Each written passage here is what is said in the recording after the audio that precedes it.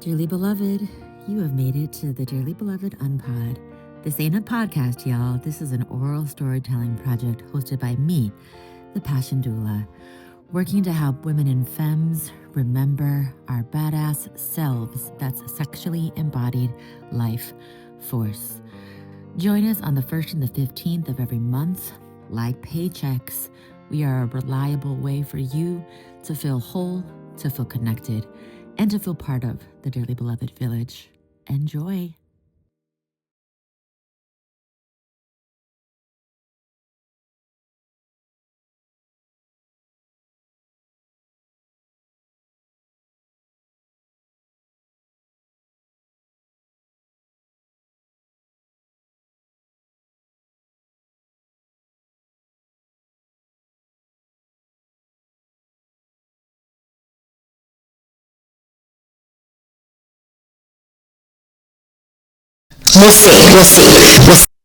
We'll see.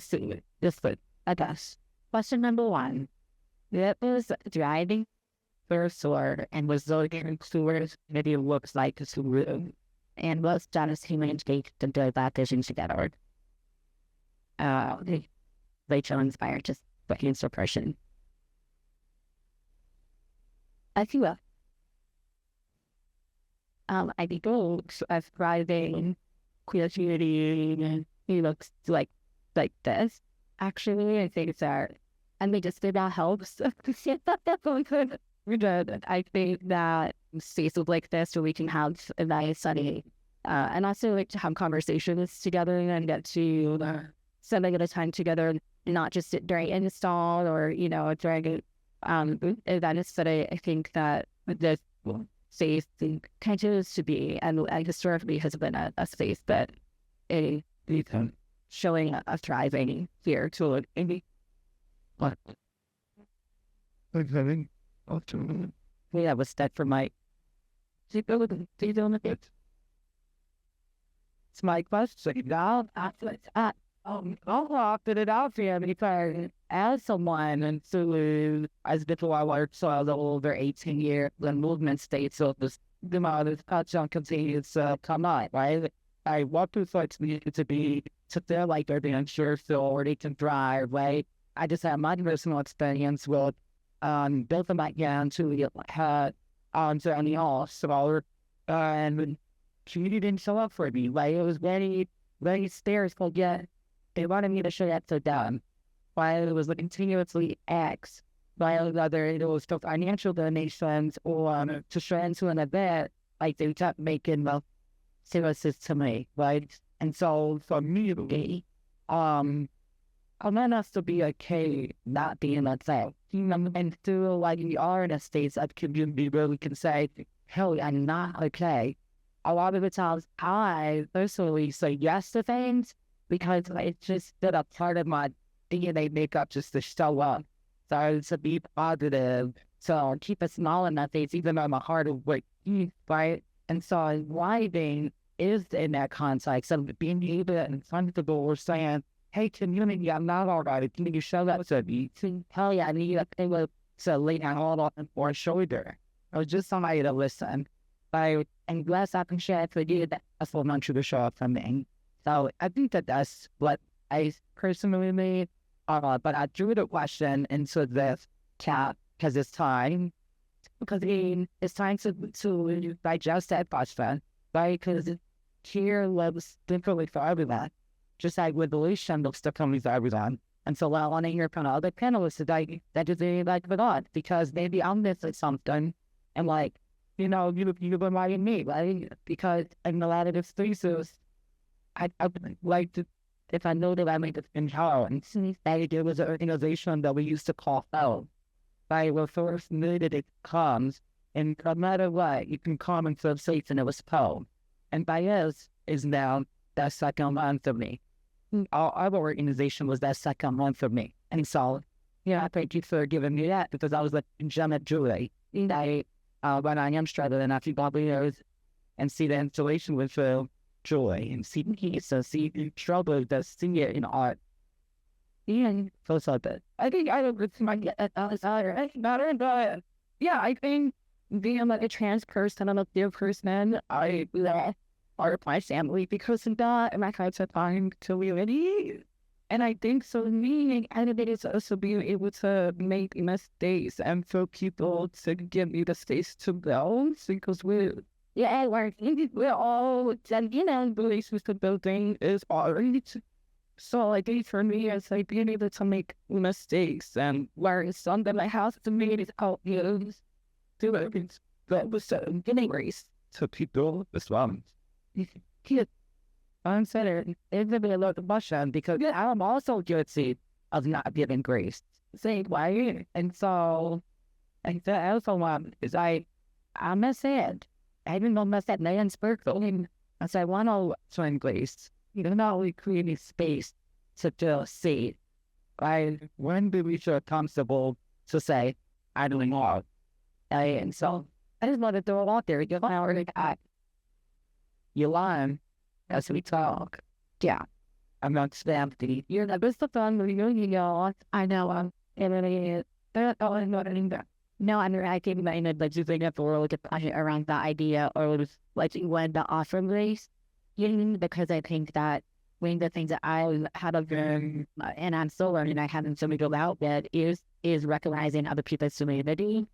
People who have to, and recognizing it was like for people hope, but that also I feel like a stage in starting community for me feels like being able to hold each other accountable. That's from a place like Rose. Like I want to be held accountable, but I want to do it in the way where folks are doing it because they love me, they want me to stay. It's not because they want to kick me off the island, And I think that once you get to the place of being kicked off the island, I think that you just kind of feel like you can't ask so because you feel as though people have already let you down, or you feel like you let them down, and so it just become this bug that's just like, So for me, I think aside in community to be one was honestly like I shouldn't have to ask for help. Like it should just be kind of a given and it should be offered.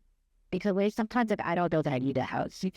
You know what I mean? Or like I don't know you as well, but like I know not the most, and we could be with them, you know what I mean? And sometimes asking for help isn't so easy, just and like even not download it.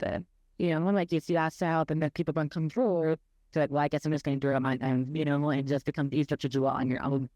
But I think sometimes also just having somebody say like, I got you in this way without you even having to ask is also certainly a good sign that I think to me, so yeah. What are you guys doing? I'm in fact, do you until it's on a time? I'm partying in the road with Don, and now I get down on the 50s. Then it's on my sushi and all. This even stays at the side. It occurs clearly to talk about suicides and whatever. Yeah. Interesting. Okay, the next session is how to normalize asking for help within your safety and challenge the idea that we must always be strong. I'm not sure why I showed that locked up. I did go for that. We better go in a good way. Oh, well, nothing. Think about. Yeah. But it was sometimes it takes a second. Some says.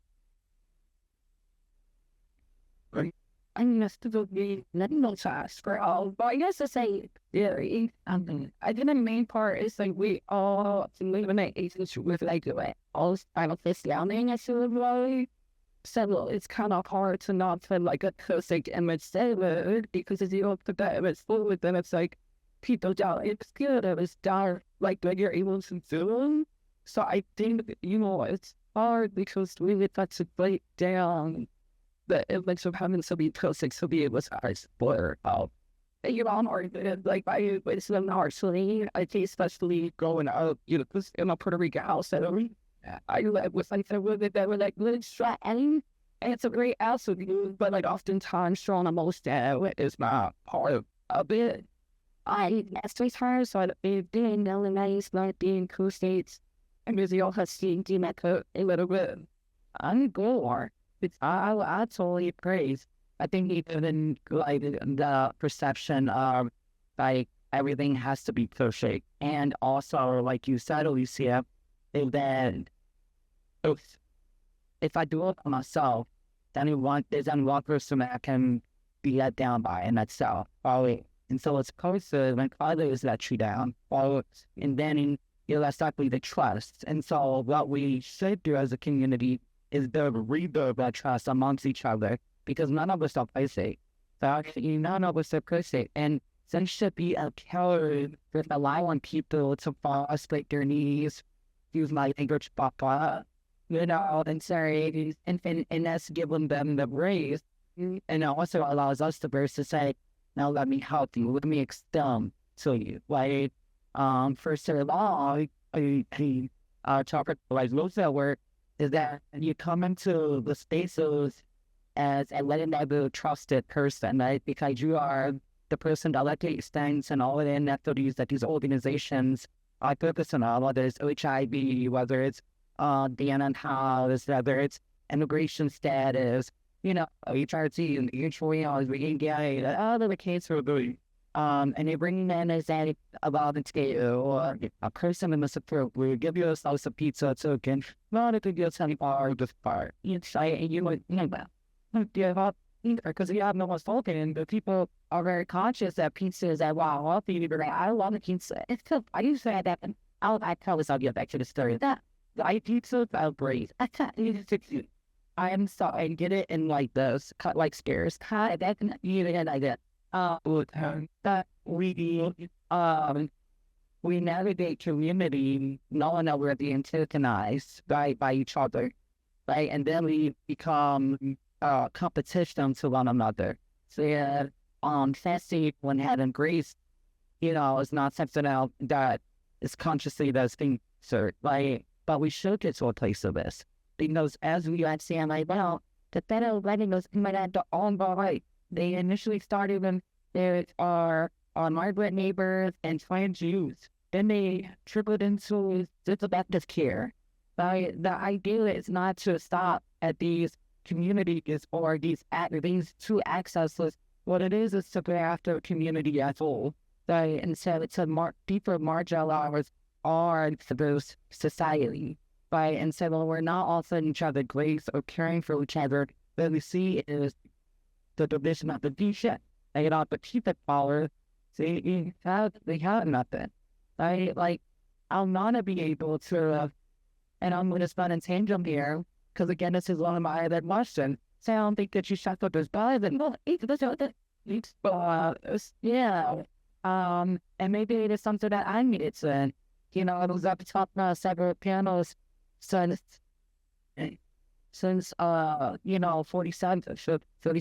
then, it's around 50, whatever, so it's archers of office, and also I've been at several conferences within the last 15 months, and this is the same thing, but we're just talking about it. Well, we've actually not unpacked this yet, and start putting in the work for each other, as much as we're putting in the work to public face that we're doing the work.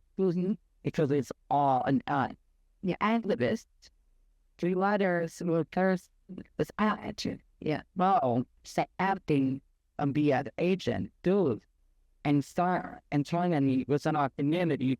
And it's saying, so how do we get there? It's just not unpacking on the trees, holding ourselves accountable. Because with accountability, there's empty you're not equitable. Say, well, I know you're accountable, but I'm accountable, so that other person doing the same as that stuff that you do. Yeah. And with that, everything has to be active, and care has to be active as well. And always in the affairs. Well, and then also like the self-accountability also goes into taking ownership over your own story too. Like you can't just be out here just acting toxic to other people and like don't think it's not everybody. Even if you came up with a lot of trauma, or even if you are enduring that trauma, to be like a moment, And so I know for myself, I learned as I got older that I need a lot of time by myself, right? Like my wife now knows in the morning, like leave me alone so I can wait hour and say when I like ease into the morning, I need to have coffee, I need to listen to like, some sort of Buddhist something or other, or a book or, something like that. And I think growing up in a household, like my parents are you too, so I am a little bit nervous being on my go ahead, it's not parents, still therapy. But like, you know, being alone oftentimes is specifically Latino households, I think, is seen as like something that's wrong, you know. And so to be able to ask enter space was something that was also sort of me too, where you're not feeling like you always have to be on for somebody else, right? Whether it's your family, whether it's your coworkers, whether it's your, you know, your partners or what have you. And so to be able to just take time for yourself unapologetically, so to do the work on yourself, because, and I know for sure as I did a director before, there's no space for it. Like I do not envy your role at all. I mean, I see you out there doing like a kick-ass job, and the fact that you're on stage right now, like you have your daughter here, I feel like is a testament to the kind of human that you are, the way that you are showing up as a leader, you know, because I feel like a lot of other adults wouldn't want to be this vulnerable and exposed up here, right? Like you're not doing it for a fundraiser. Support Taller, please completely so support Taller. But like you're not doing it for the purpose of being up to storming. You know, like you're doing it because you're like, yeah, I want to be able to share space with dog as, you know, being queer, trans, Latinas, you know, and so, but like that takes time, you know, like you're doing things and you're making a sacrifice to be able to be in community, and hopefully, you know, it's free, like, you know, a ripple effect of like a collective healing that has to happen too, because to your point, Naiymah, I think that and being the activist, like that end up kind of activity is how we got here, right? It's the, and I hate this phrase that does, it's overused, but the like the decolonizing the way in which we show up for our community and for ourselves is like also what needs to happen, you know, slowing down, being in relationship and people and how I used to rest so well. Now what you do for me. So, you know, what's why I said, I don't say how for you, I say how for her. It was easy fast to say how for you because you can dismiss all of some spelling. Right? Do you really do? Yeah. Financial hair is a pumping high. Then I slow. You know, I genuinely meant to know how the hair. You know, that's for you to think, for you to think. Yeah. You know, and for me to receive. And then all the time, thinking that my heart was full right now. Right now, my heart is full. Through all the healing here, I was saying, but this has been my longest. I'm sorry I cut you off. I see, right? And look, oh, let me get into all. And then, yeah, it's all the spoon down our office. No, we got to put stuff over something time. Harry's, I do. And I'm so, yeah. You know, it's in some shows, even how we ask people and how we check in with folks. But how are you doing by your surface? Like, do you really care? But do you know if that person is to them?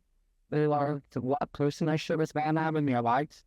I know somebody just had me, and this was 3 weeks ago, and I was talking about my little village friends, so a little bit not want to deep war about football, and so I was saying that, you know, I was challenged, you know, so I was telling, well, hey, I'm all I need, so I'm like, I'm done.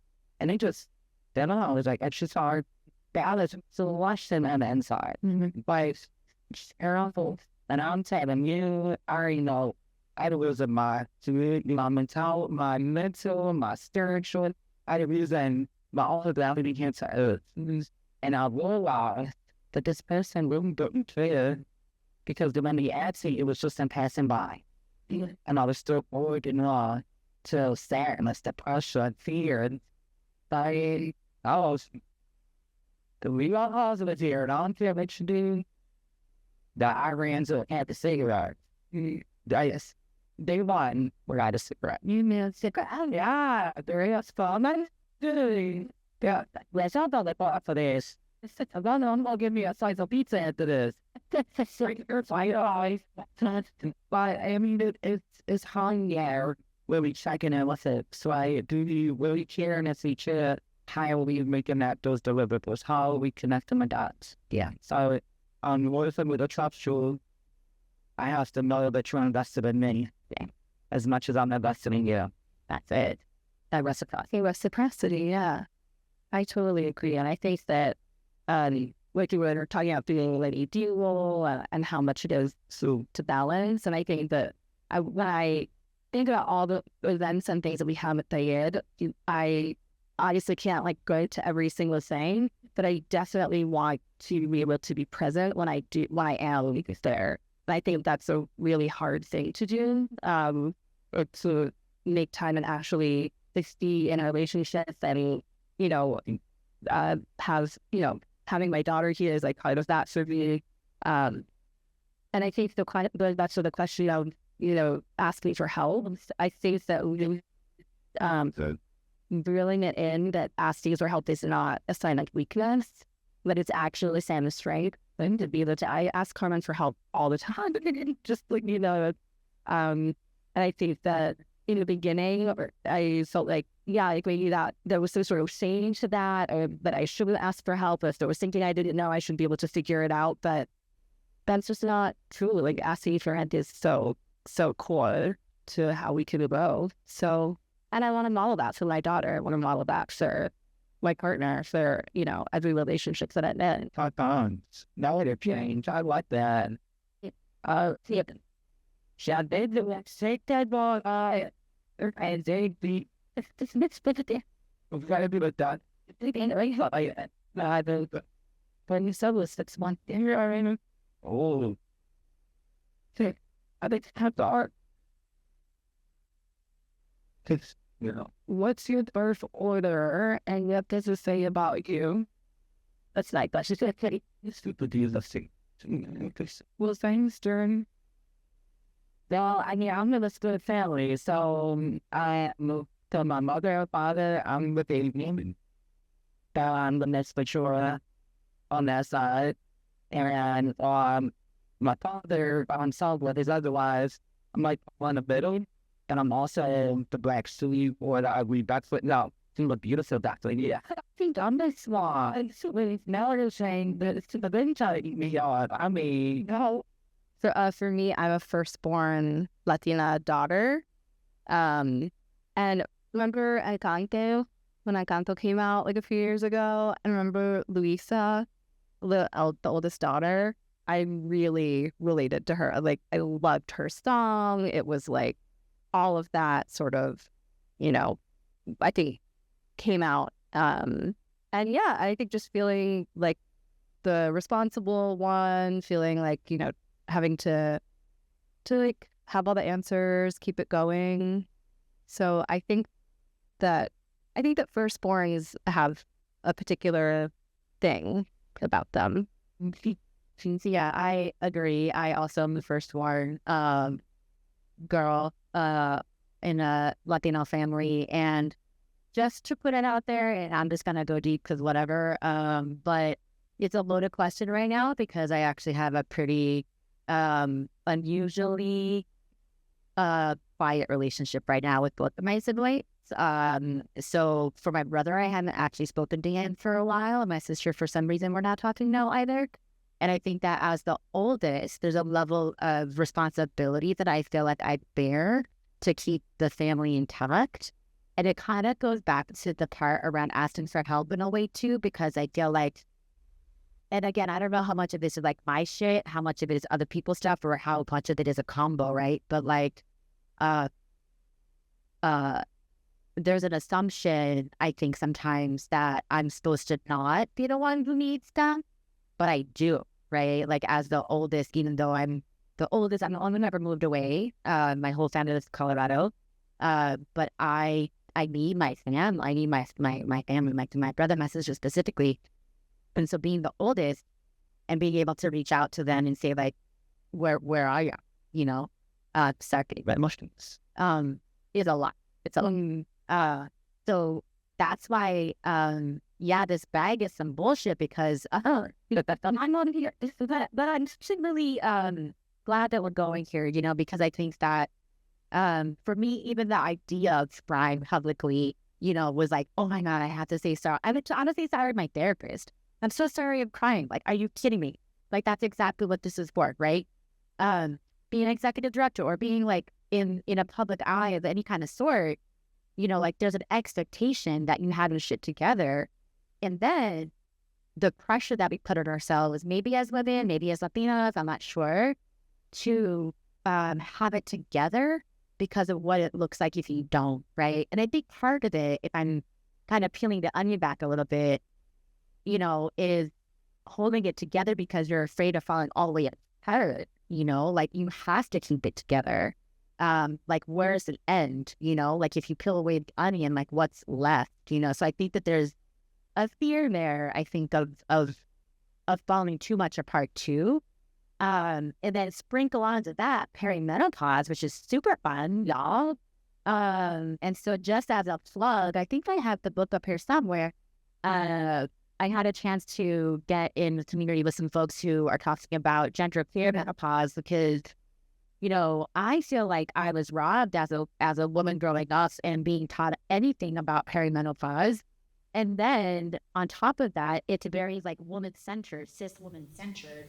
And so luckily I met this person who's reminding us that, you know, all genders encounter hormonal shifts and therefore have like perimenopausal type of symptoms, you know? And so, you know, I can sympathize and empathize, you know, with folks who are going through gender affirming care and, you know, surgeries, and we won't talk about all the pieces, but, you know, hormonal shifts and stuff like that, because people don't realize, I don't think, that on top of having to be the oldest or the middle or the black sheep or the executive director, you're also dealing with your hormones, you know, and you just have to smile and keep it moving because that's what's expected.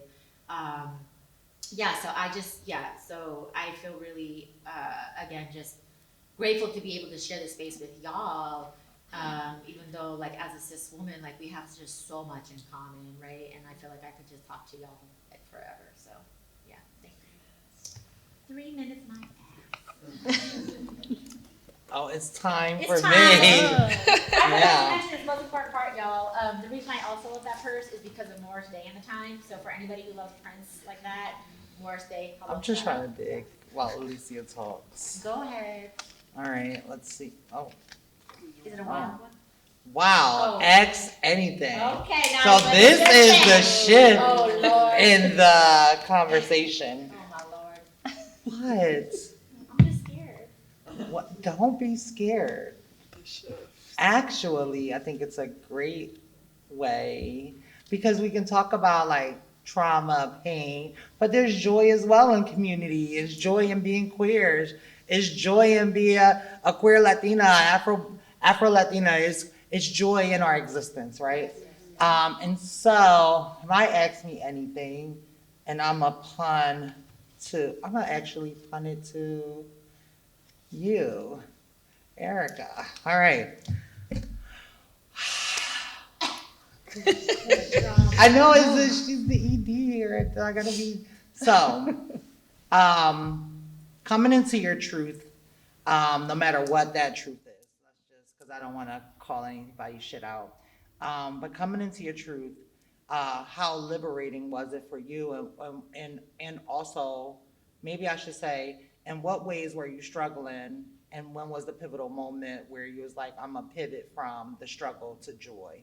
And acknowledging who you are, all that encompassing you or whatever. And so it's a question that all of us could answer. It doesn't have to be queer, it doesn't have to be one way, trans way, cis way, whatever.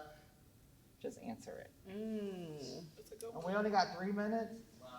It's a lie. It's a lot. We are sitting on this giant rock in the universe. Where are we I'm trying to going? think about how I want to answer. Thank you. Oh, for each question. You failed to tell me that, I sorry. think so. Pivoting to, I mean, I think it's like a constant pivot and pivot back and pivot again and back and forth. It doesn't feel like I, made some sort of realization and then achieved balance. I'm a fellow Libra. There isn't like this achieving balance and then you're done moment. So I think that, being real, I've had like plenty of, hard conversations with my partner about the kinds of responsibilities that I was taking on and what that would mean for our relationship and our home life and work-life balance, things like that. And that's ongoing, right? And thinking about what things I was willing to give up in terms of, chaperoning a field trip, or what things I'm not willing to give up, where I'm going to miss a day of work because I'm chaperoning a field trip, or I think, also really leaning into, I worked at Taller for 6 years and formed relationships with our staff. And so I think like nurturing those relationships and really trying to listen, and, I'm more comfortable listening. Like, I'm a therapist. I like listening more than I like speaking.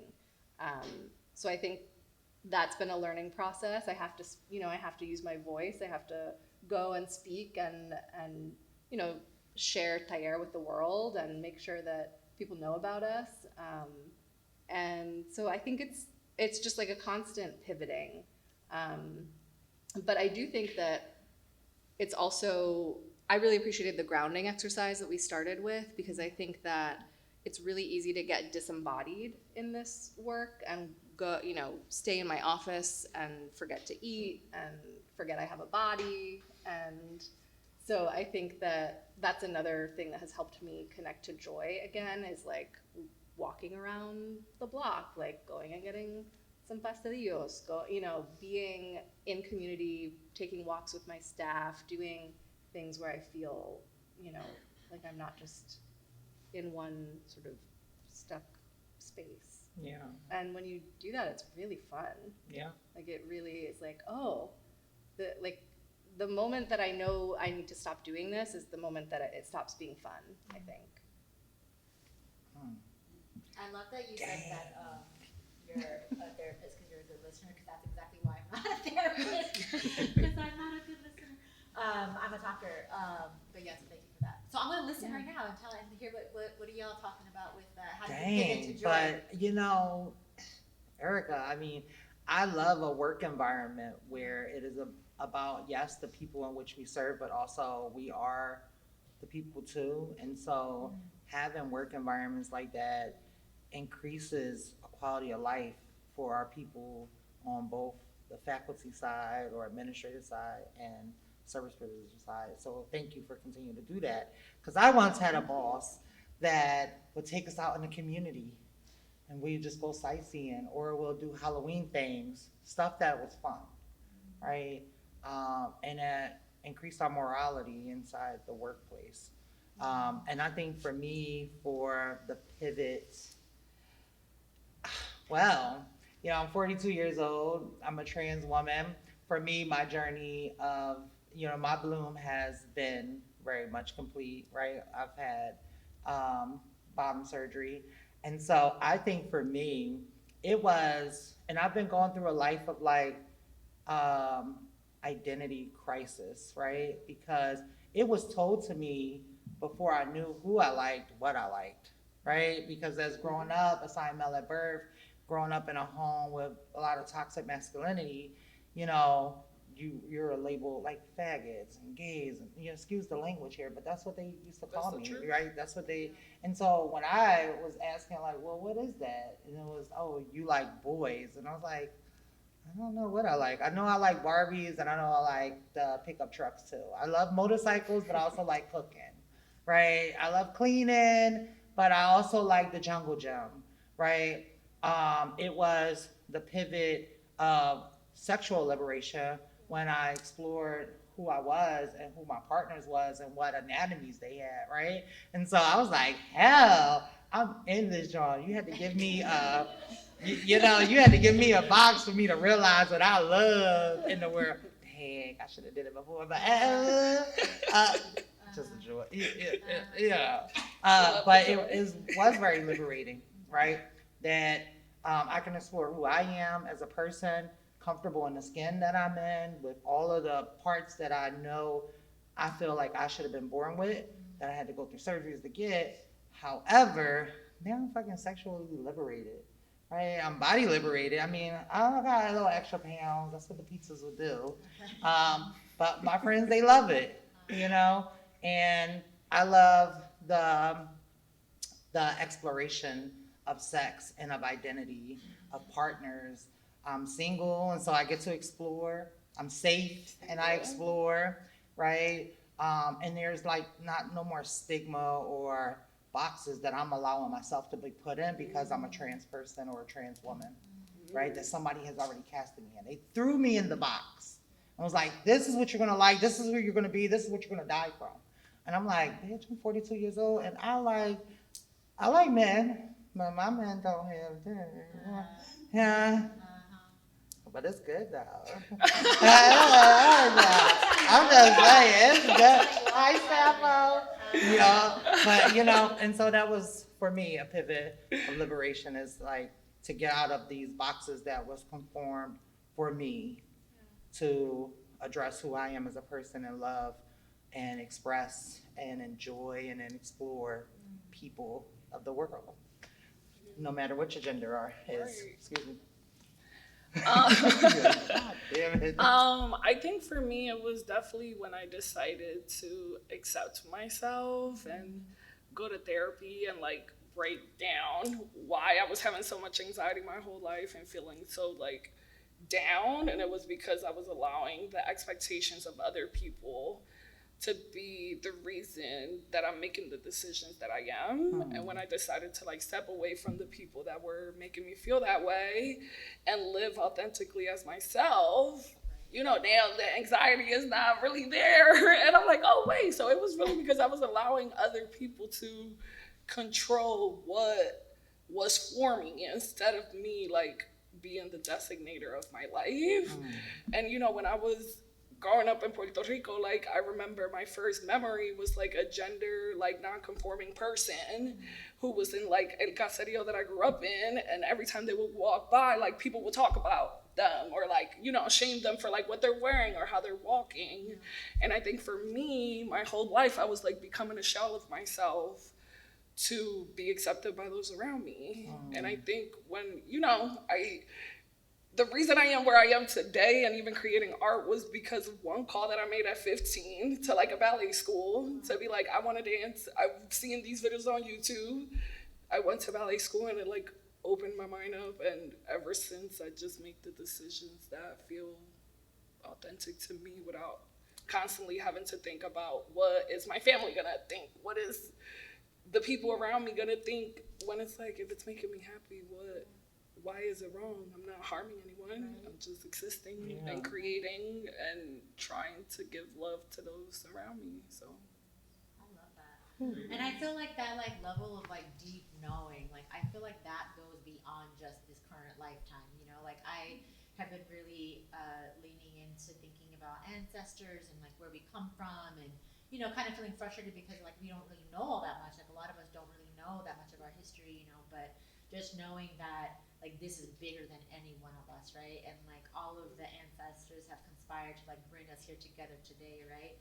Whether it's blood ancestors or social ancestors or what have you, but it's like that deep, like how did you know at 15 that that's what you wanted to do? Do you know what I mean? How did I know at 17 that I was gonna like move to Hawaii one day, or move to Philadelphia, like it's just this deep inner knowing. And I think that, again, thinking of the decolonizing our ways of being is the getting quiet enough, which is why I think also for me grounding feels important, because you have to get quiet enough and still enough to be able to listen to that inner wisdom, because there's so much stuff around us, whether it's the news or whether it's social media or whether it's like people or just socialization or all of the things, right? Just like saying you should do this or that and the other, but getting quiet enough to be able to listen to your inner wisdom first and foremost, and then to be able to trust that inner wisdom is something different, so that you don't feel like you're gonna fall on your face, and even doing something like this tonight was a huge risk, like I didn't know what was gonna happen, and the lights are down and all I know is like I'm here with y'all right now,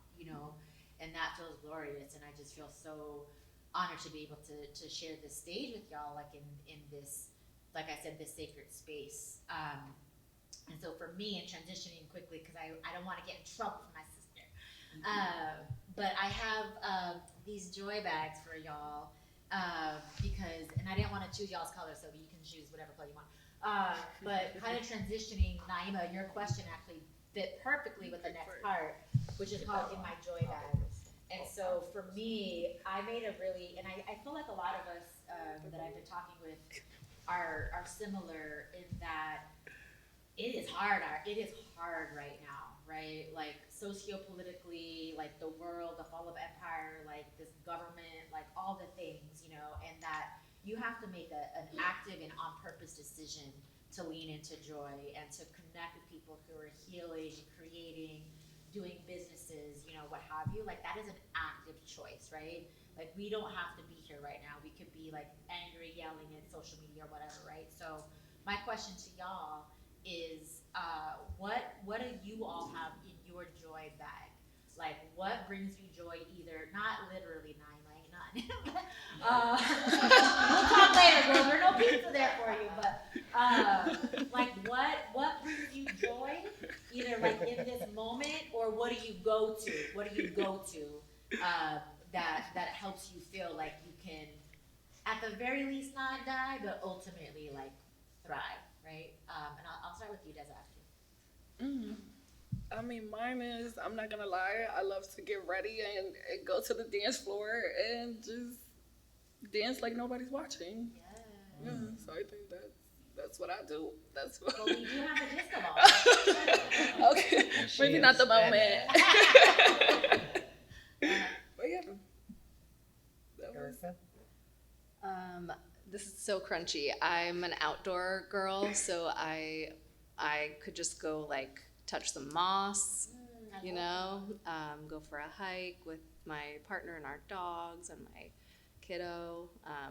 I think just like be around trees. I also, full disclosure, I saw Robin Wall Kimmerer speak this weekend at the Kimmel Center, and she wrote Braiding Sweetgrass. And it was so incredible to get to like be in the same place as her, and she was talking about just like reminding us what nature and being in nature can do. So I think that is definitely like when I feel joy. I can say that too, just really quickly going off that too. My wife knows this about me, that when I get stressed out, it feels counterproductive, but I actually have to just not do anything and just chill out. So we went camping for a few days, and just being on this trap pond, it's called. We got trappy, Naiymah, you'd be proud of me. And just being out there on this kayak and literally feeling the most zen I've ever felt. And one of the questions, which we won't get to, but was something to the effect of like, when is the time you felt like you didn't have to perform? And it was at that moment where I really just felt like part of the earth, you know, like I felt like I was part of the water and part of the trees and the breeze and the air, and I wasn't thinking about the future or the past, you know, like I think sometimes too, like in our hustle bustle world, we can think about like, well, what's next, or like, oh, what, you know, or you're thinking of the to-do list. I wasn't. I was just full on. And on my knees, I have a tattoo that says "Be satisfied," and I literally felt like this is that moment, you know, of being satisfied. Yeah. Jeez. Well, my current in my joy bag is empty, so I'll pass this around so that you can make me happy. Please, okay, and the church say amen. So the memo But I mean, I appreciate, talking about nature, right? Because I too am a nature girl. So I don't know if it's the weirdest thing, but I don't care where I'm at. I find the biggest tree and I hug it. And I take my shoes off as I'm hugging it, because my feet has to be planted in the ground. The trees are connected to the earth, right? And so this living, breathing, organism has a lot of energy. And so I do love that. And sometimes, because there's so many ways that I can experience joy, and I know we only have 1 minute. But if there is, for real. But wait, let the record show, I like nature too. Yeah, no. I love nature too. No, I was just about to. You will see me outside as well. We tying this in there because it depends on what I'm going through. Yes. Right? Because in my joy bag, it may be dancing in the rain, right? If I'm in my room, I'll turn the lights out because I still, no matter liberated in my skin, I still have body dysphoria. There's so much fat shaming that happens in the world, and even from people who used to be big that got on Ozempic and was like, "You're a big bitch now," and I'm like, "Bitch, it's over you." But I'll take these clothes off and I turn the lights out. I don't look in the mirror and I just emote, you know, and feel my body move. Because, but for the grace of God, here go I. Because the folks that I came up with are not here. And so I'm privileged to get big. I'm privileged to have gray hair, right? I'm privileged to have a fupa that's fat. Ooh, she's good. She's real full. I gotta get some liposuction in that bitch. But fuck it, let the pussy breathe. Breathe. That too. Breathe too. Breathe the pussy. But encompassing it all, right? The dancing, the nature, shit. 420 friendly. That's nature. Listen, he said, "Let it," and I picked it, and I said. Well, maybe I didn't do it like that because that's a different little. But I rolled it, and I was like, but it, yes, I mean, but it isn't part of my joy bag. Yeah. Also, just being able to shop and do stuff, because there was a point in time, and I was playing, but I will pass my bag around, all of our bags around, and then we'll donate the money to Taller, you know. We raise money for our community. However, there was a point in time that I wasn't housed and I couldn't feed myself. And right, so in my joy bag is my moans. In my joy bag is the ability to buy a slice of pizza, hell, and a pack of cigarettes if I wanted to. That's in my joy bag because I'm able to do it, and that brings me joy. But it also brings me guilt. Because with having a joy bag and things to put in my joy bag, I know that there are folks in our community that's not experiencing joy, right? And so in my joy bag is also guilt. I think that is super real, and I think it goes to another question that we won't get to, but you know, the flip side of the coin of like joy and grief and them going together, right? And I think that for me, the idea, Naiymah, of what you said around the joy and the guilt, like it's what makes us whole as humans, you know? Like if you only felt joy or that toxic positivity, like I ain't trying to fuck with you then because I don't believe a word you said, you know? But if you come to me and you say like I'm struggling right now, or I'm having a hard time, or I'm, especially now, like because it's so nice out, like when there's days where I feel really like not great, I even feel worse because I'm like, oh, I should. Anytime I hear myself say should, that's a red flag, right? Like I just know that that's something's not right. But like you should feel a certain way, like why? Who said, right? And so for me, thinking about joy too, I really love watching just like true crime or just like binging on some sort of show. And everybody now knows that because I guess perimenopause or whatever, that means the show's over, y'all. That I have to lay flat. So like I'm gonna go home, I'm gonna lay flat, I'm gonna like be with my cats, Justice who Naiymah knows. And you know, like and our doggy Jamesy, I love but like Jamesy it just brings me too. joy to be able to have the simple and slow life, you know. And then this is gonna fill me up for a very long time. So I hope that everybody else is also feeling the joy of this intimate and all too quick story share. But we'll go ahead and bring it into a close. But I wanted to just do in classic fashion, since we opened up the circle space, just do a one word. I was like, about to say, because a I don't got no one more. word. I don't got no more raspberries, No, girl. we're not I ate doing them. rounding. I ate the Somebody full bring us a raspberry. pizza. Yup. Please. But if you could just do like a one word checkout of one thing that you feel like you are giving to yourself from this point moving forward into the rest of the night, just for tonight, like one day at a time, right? And I can start, which is pride. Yeah. Joy, because we was just talking about joy. Yes. I'm happy. Oh yeah, it's me. Well, I'm trying to like get everything down to one word. No. I would just say So grace, hard. because I don't give myself enough grace. Yeah. Right? Like I'll talk the shit, but like, girl, it's okay not to be okay, Naiymah. You are struggling, girl. And it's recorded. So Yes. play it back. And listen, we was asking before, well, where is this going to live? Right. Now I have an accountability method, but it is grace. I think mine for tonight is rest. I think it's just letting myself rest. Lay in that bed. So this is also just a little bit of gratitude for each of y'all.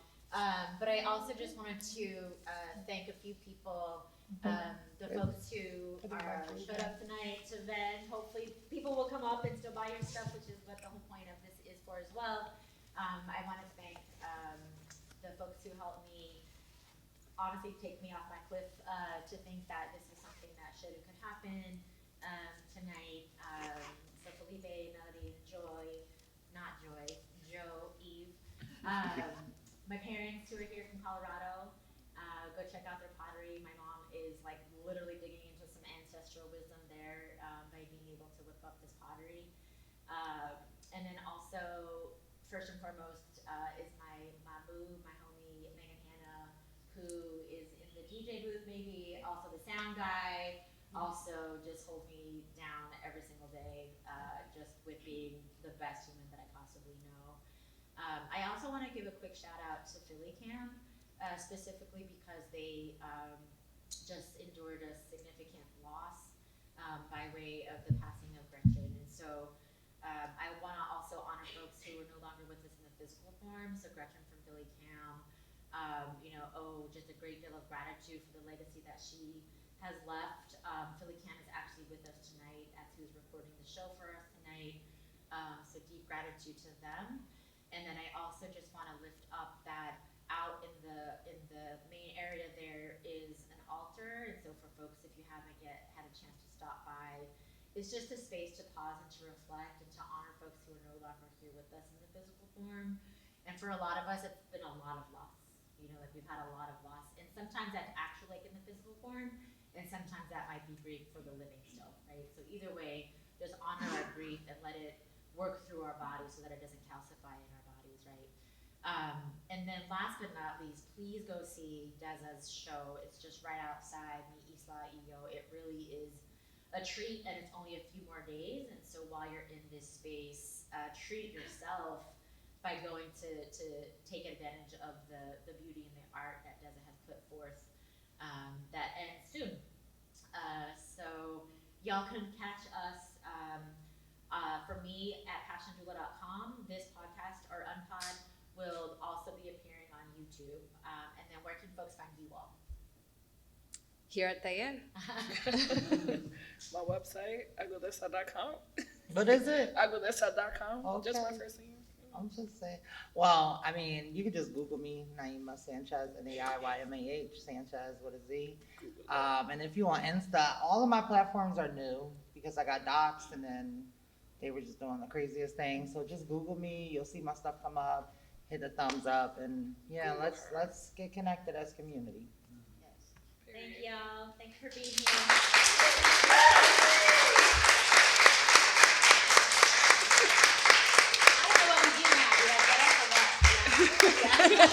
Well, Deza has to dance. Oh, yeah. Wait. That's not what we agreed to. Well, Joy